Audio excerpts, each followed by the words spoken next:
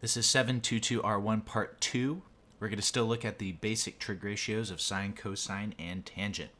But today, we're going to find the angle of a right triangle using those three basic trig ratios.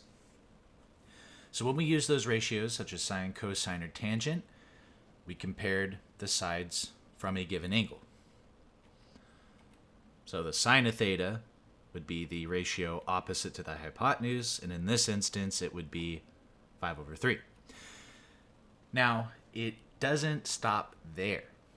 We can actually use that information to find the angle using what we call the inverse sine, cosine, or tangent ratio. So the inverse of the sine ratio, we would call, that's a special name, arcsine, but another way for us to write it would be sine inverse.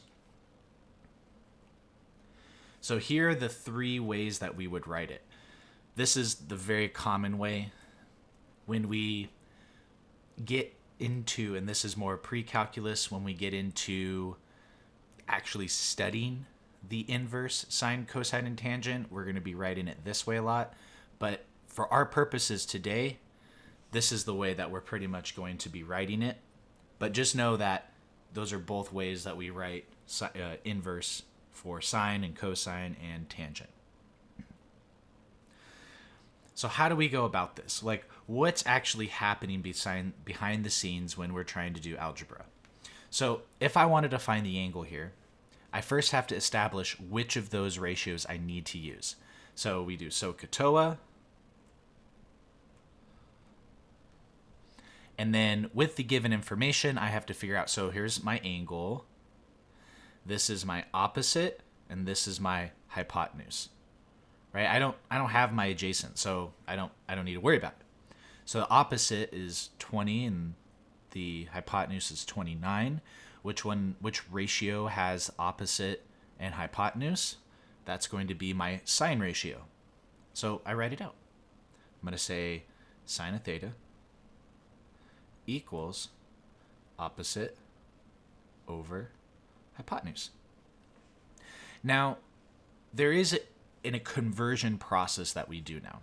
I have to now get theta by itself. And so very similar to logarithms, where we do like some sort of like inverse to like switch it between exponential and logarithmic, that's kind of like what's going to be happening here. We are converting it into an inverse equation. So in this instance, what cancels out with sine is sine inverse, and so I convert it into that sine inverse equation. Now, in that process of converting it, that's how we get rid of this sine language, right? I want this theta by itself. So to get theta by itself, I have to get rid of sine. Well, how do I get rid of the sine wording or the sine language that's attached to that theta? That's where the inverse comes in. That's where the conversion process comes in. And so now I'm going to get theta equals sine inverse of 20/29. And that's what we enter into our calculator. So you're going to enter this statement into your calculator to be able to find what the answer is. So what did I do here? I figured out, do I need to use sine, cosine, or tangent? In this instance, it was sine, and I set up the equation. And then I used the inverse to isolate the theta, so I converted it into that sine inverse equation. And then once you convert it, theta is by itself, you can then solve for theta. Number 2, find P. So if this is my angle that I'm referencing, that's adjacent and that's hypotenuse. So it's going to be cosine.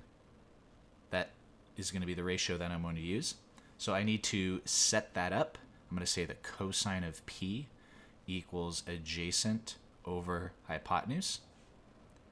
And so now to solve for P, I'm going to have to convert it into that inverse equation. So cosine inverse to both sides. It's a left-handed, quote-unquote left-handed operation. That's why we write it on the left side. Now those would cancel out, so I'm left with P.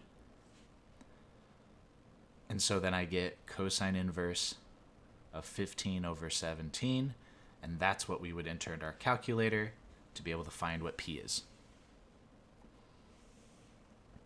Let's look at one more.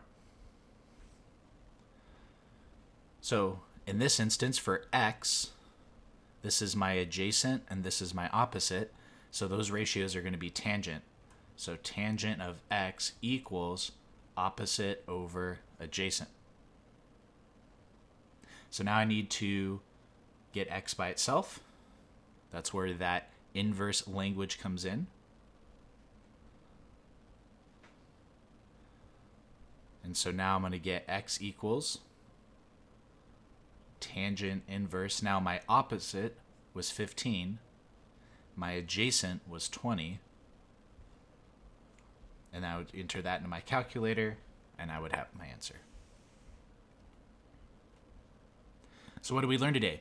We learned about the sine, cosine, and tangent inverse ratios and how we convert our standard equations into those ratios.